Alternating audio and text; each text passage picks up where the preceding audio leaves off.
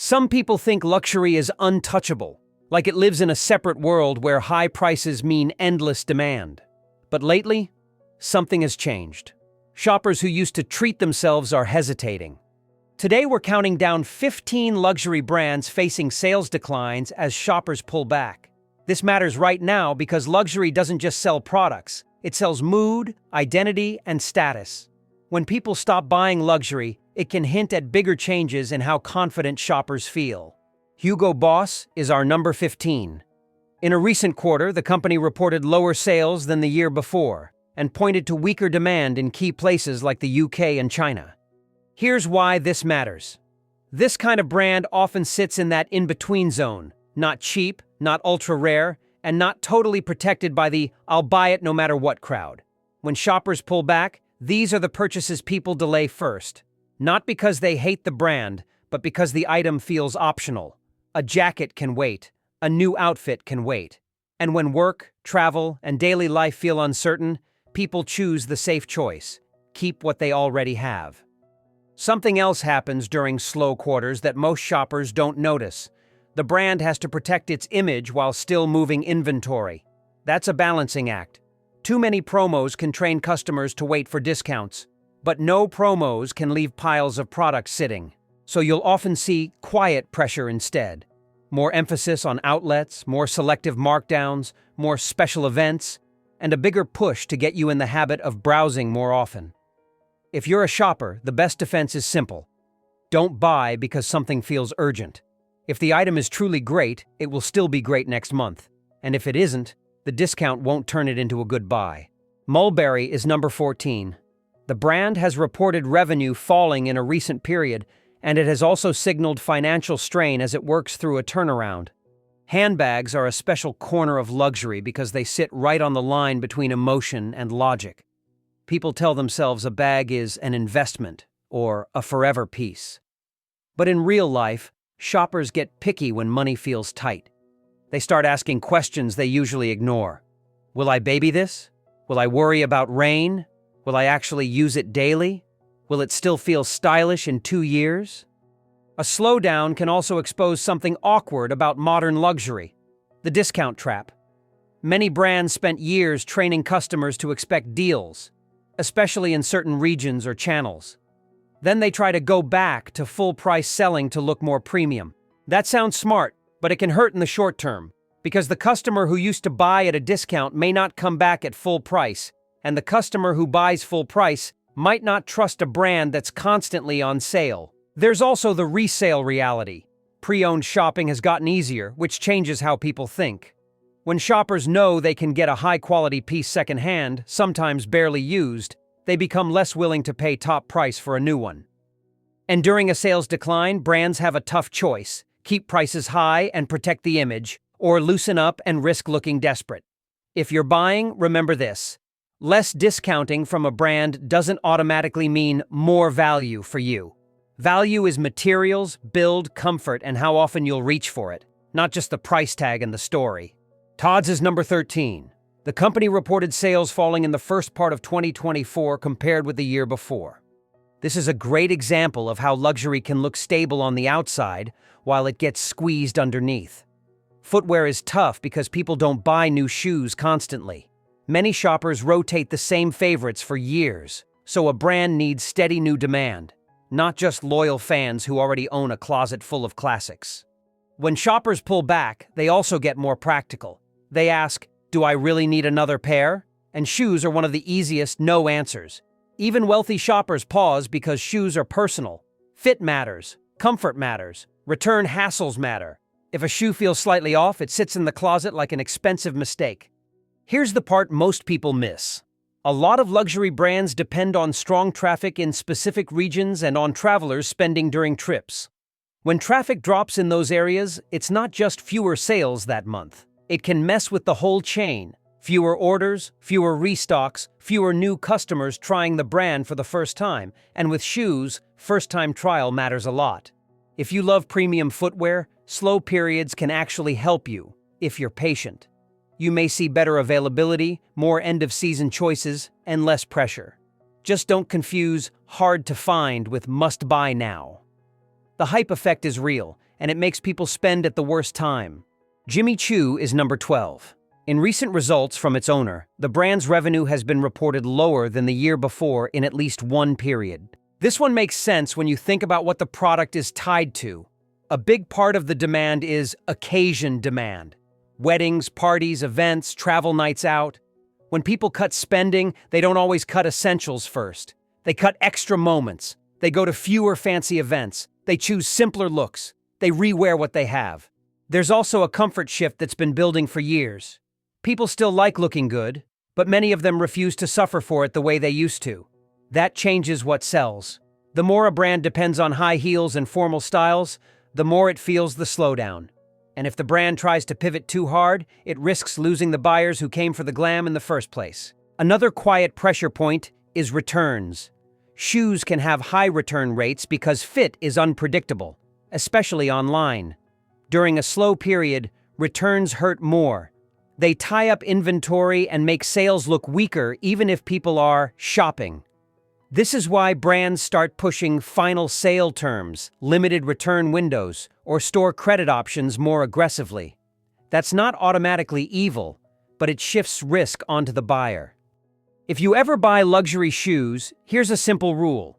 Don't let the store lighting decide for you. Imagine walking in them for a real day. If the answer feels shaky, it's better to walk away. Michael Kors is number 11. Recent results from its owner showed the brand's revenue declining in a period compared with the year before. This is a classic case of what happens when luxury becomes too available. Accessibility can grow a brand fast, but it can also dilute desire. When shoppers see the logo everywhere, the product stops feeling special. And in a pullback, people don't just buy less, they buy differently. They want their purchases to feel justified and rare, not like something anyone can grab. There's an uncomfortable truth about aspirational buying.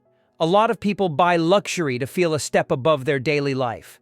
That's not shallow, it's human. But when budgets tighten, aspirational shoppers are the first to disappear because they're the most sensitive to price. The top-tier customer might still buy, but that middle layer is where volume lives. Another thing that happens during slowdowns is a refocus on brand elevation. Translation: less reliance on constant discounts, more emphasis on newer designs, more store refreshes, more messaging about craftsmanship and heritage. That can be smart long-term. But it can be painful short-term because you're basically telling your old customers, we're not going to chase you with deals anymore. If you like accessible luxury, the best strategy is to be honest about what you're paying for. If it's the look and the practicality, great. Just don't pay a premium because you think the logo guarantees lasting value. In resale markets, value is picky and emotional, and it changes fast. Versace is number 10. Recent results from its owner showed a steep revenue decline for the brand in a period compared with the year before. This brand is a perfect lesson in style cycles. When the mood is loud, bold sells. When the mood turns cautious, people lean quieter. That doesn't mean bold style disappears. It means fewer people choose it at full price. They might admire it, post it, talk about it, even try it on. But buying is different. A pullback also makes shoppers feel self-conscious in a new way. When people worry about money, they often don't want to look like they're shouting it. They don't want the "who are you trying to impress?" energy. So they shift to understated pieces, neutral colors, simpler lines. And when that shift happens, the brands tied to high drama have to work harder to convince buyers. Here's something many shoppers don't realize. During slow periods, brands can become more dependent on a small number of hero items, signature pieces that are supposed to carry the season. If those don't hit, you can't easily fix it with marketing. You're stuck with inventory that screams last season's mood. If you love bold fashion, slowdowns can actually be a good time to shop if you don't need the newest drop. The loudest styles often end up discounted hardest because they are harder to sell to the widest group. The key is not to buy something that feels like a costume. Buy something that still feels like you on a normal day. Salvatore Ferragamo is number 9. The brand reported a significant sales decline for 2024 compared with the year before, and it has described the luxury market as going through a difficult phase. This is what a real luxury slowdown looks like for a heritage house. It's not just one bad month. It's pressure across channels and regions, especially where demand used to be strong. When a brand leans heavily on a region that cools off, the decline can be sharp and stubborn. There's also the identity gap problem. During a period of change, new creative direction, new product focus, new store energy, customers sometimes pause. Loyal customers wait to see where it's going. New customers aren't sure what it stands for yet. So you get this awkward middle zone where attention exists, but conviction doesn't. Another quiet issue: wholesale. When stores and partners get nervous, they buy less. That reduces visibility. Less visibility means fewer new customers, and fewer new customers makes it harder to recover. This is why many brands push direct selling harder during slow periods, because they want more control. But direct selling can't magically replace every channel overnight. As a buyer, don't assume a heritage label is automatically safe. Safety depends on whether you truly love the item and will use it, not on the age of the brand. In fact, some of the most expensive mistakes happen when people buy heritage for the story, then realize the item doesn't fit their life. Moncler is number 8. In recent reporting, the company said revenues slipped in a quarter, with softer tourist spending playing a role. Outerwear is a weird luxury category because it's both practical and emotional. People justify it as useful, but they buy it like a statement. During strong times, that's great. During a pullback, people start thinking, wait, I already have a warm coat. And unlike bags or shoes, you can't easily convince yourself you need 5 versions of the same thing. Weather can matter too. If winter is mild, demand can shift later or shrink. And even when people want a new piece, they may wait for promotions because coats and jackets are expensive and easy to delay. That "I'll decide later" behavior is deadly for a seasonal business. The tourist angle is important. Luxury stores in key cities don't rely only on locals. They rely on visitors who are in a spending mood. They're traveling, they're relaxed, they're taking photos, and buying feels like part of the trip. If tourist flows slow down or tourists spend less, the brand feels it fast. During slow quarters, you'll often see more attention on limited drops, special collaborations, and new storytelling. That's not random. It's meant to make the product feel fresh, even if the shopper already owns something similar. If you're buying outerwear, the simplest protection is to focus on what you'll wear the most. Neutral, versatile, comfortable. The item that works on a normal Tuesday beats the flashy one that only works in photos. Zegna is number 7. In recent reporting, revenue for the brand declined year over year in a quarter. Men's luxury has its own set of pressures. One big one is the shift in how people dress for work. Even when offices are busy again, the vibe is different. Fewer people feel the need to buy formal pieces as often. And when they do buy, they're pickier. Fit has to be right. Fabric has to be right. The item has to work in more than one setting. Another pressure point is where sales happen. When wholesale demand weakens, it can drag down results even if direct stores are doing okay. Stores and partners cut back when they're worried about being stuck with expensive inventory. They don't want to be the ones forced to discount. So they order less, play it safe, and wait for clearer signals. There's also a timing problem. Tailored and premium clothing often has a longer decision cycle. People think about it. They compare. They wait for a reason, an event, a promotion, a trip. In a pullback, those reasons happen less often or feel less convincing. If you're the type of shopper who buys premium clothing, slowdowns can be your friend. You may get better service and more attention in-store because staff aren't as rushed. You may find better tailoring support, and you may find that you don't need to chase the newest collection to get something excellent. The best luxury clothing usually looks calm, not loud. Thom Browne is number 6. The brand's revenue has been reported down sharply in a period, with wholesale weakness playing a big role. This is a perfect example of how luxury sales can fall even when a brand still has cultural attention. A brand can be talked about, photographed, admired, and still sell less, because attention is not the same as purchase intent. Brands that rely heavily on wholesale relationships can feel swings harder. When wholesale partners get cautious, they trim orders fast. That cuts volume quickly. And when the brand tries to protect its image by tightening distribution, that can reduce sales in the short term even if it helps long term. There's also the price and personality challenge. The more specific and distinctive the design, the smaller the pool of buyers. That can be a strength in a hot market because it feels rare. In a pullback, it becomes a weakness because fewer people are willing to take a risk on something that doesn't easily fit into everyday life. A quiet thing that happens during these slow periods is that markdowns can get intense in certain places, but it's not always a bargain.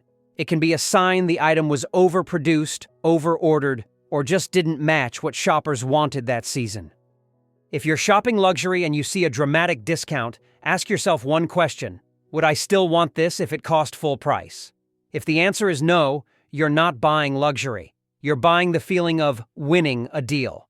Burberry is number 5. The company has reported sharp drops in retail revenue in a period, and more recent reporting has still shown revenue down year over year, even as some sales trends improved. This brand shows how hard it is to balance heritage with modern hype. Heritage brings trust. Hype brings new customers. But when the market cools, hype fades first, and heritage has to carry the weight. If the product assortment drifts too far from what the core customer actually wants, people pause. Outerwear-focused luxury also has the same seasonal and tourist pressures we talked about earlier. Many shoppers buy these pieces when they travel or when the weather pushes them. If travel slows or tourist spending softens, it hits quickly. Another issue is perception. Luxury buyers are sensitive to vibes. If a brand looks like it's searching for its identity, shoppers feel that uncertainty. They may wait for the next collection. They may wait for a new direction to settle. And waiting is the enemy of sales. In slow periods, brands often push elevation messages harder. More talk about craftsmanship, history, and quality. That can be true and still be marketing. The important thing for you, the buyer, is to separate story from substance. Touch the fabric, check stitching, look at the lining, ask about care and repairs. A strong piece can be worth it even during a downturn. A weak piece with a strong story is still a weak piece. Saint Laurent is number 4. In recent results, its owner reported revenue down on a comparable basis for the first half of last year, with declines in both direct stores and wholesale. This matters because it's the kind of brand people often describe as steady, sleek, consistent, confident. But even steady luxury can slow when shoppers pull back, especially if a big slice of demand came from aspirational buyers buying iconic items at higher and higher prices. A key detail here is the mix between direct sales and wholesale. When both are down, it suggests the slowdown isn't just one channel having a bad moment. It can signal broader softness. Fewer shoppers walking in, fewer tourists buying, partners ordering less, and customers waiting for the next reason to spend. Luxury brands also get addicted to price increases. It's a simple lever. Raise price, keep volume, revenue goes up. But when volume starts slipping, price increases stop feeling magical. They start feeling like a wall. Shoppers hit that wall and say, "I can't justify this anymore." Even buyers who can afford it may decide they don't want to. Here's the controversial part people hate admitting. A lot of luxury demand is emotional, not rational. People buy to feel powerful, calm, admired, refreshed, new. When the world feels uncertain, some people buy more luxury to self-soothe, but many people do the opposite. They try to feel responsible, they try to feel safe, and safe often looks like saving, not splurging.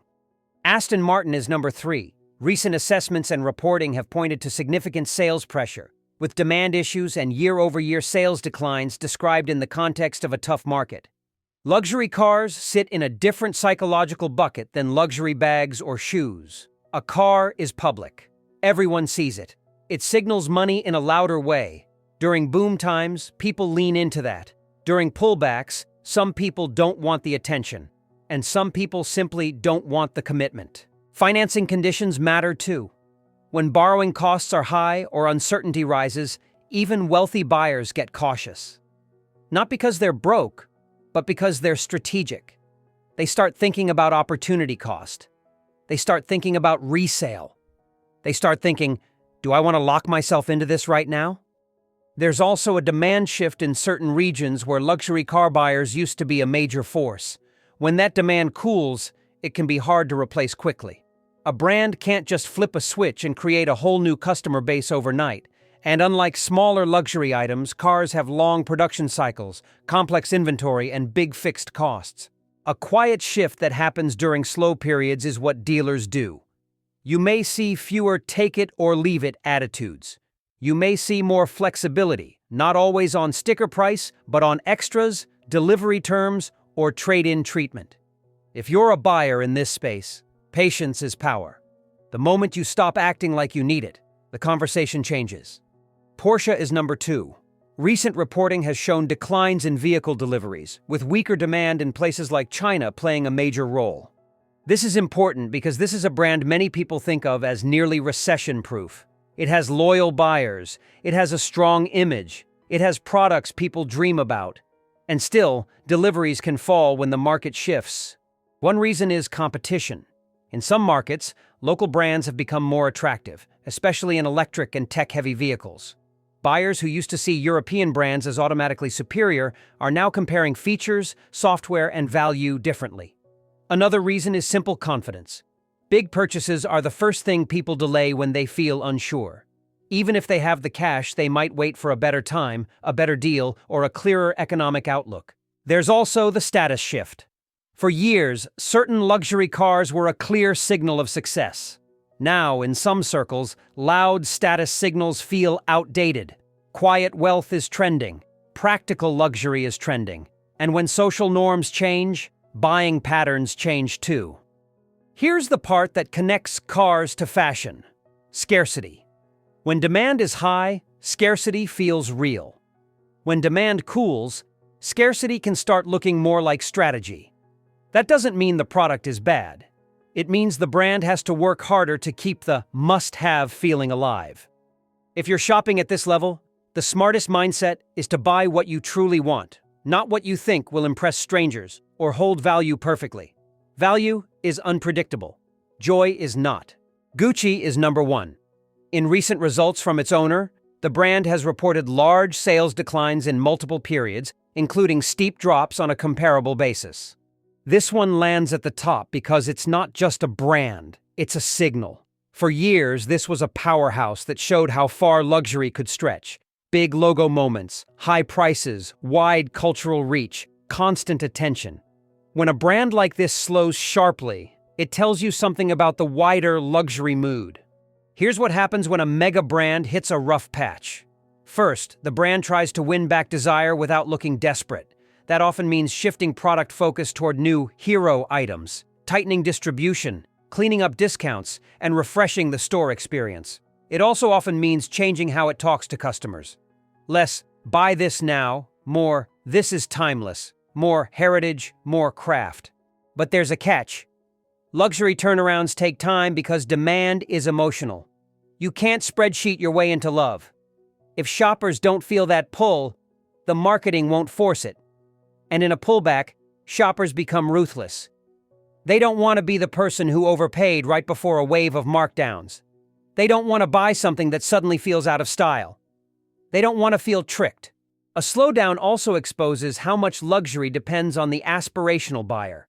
The ultra-wealthy buyer exists, but the volume often comes from people stretching a bit, people buying one big piece to mark a moment. When that crowd disappears, the drop looks dramatic. So what should you take away from this whole countdown? Luxury is not immune. It's sensitive to confidence, travel spending, and shifting taste. Brands that sit in the middle can get squeezed because shoppers delay nice-to-have purchases. Brands tied to bold styles can fall out of favor when the mood turns cautious. Brands that depend on wholesale can get hit fast when partners trim orders. And even top-tier names can stumble when price increases collide with a shopper who finally says, "Not at this price." Now I want to hear from you. Which one on this list surprised you the most? And what do you think is the real reason people are pulling back? Prices, style shifts, or just a change in priorities? If you got value from this, hit like, share it with someone who loves luxury, and share your thoughts on this topic. Thanks for watching.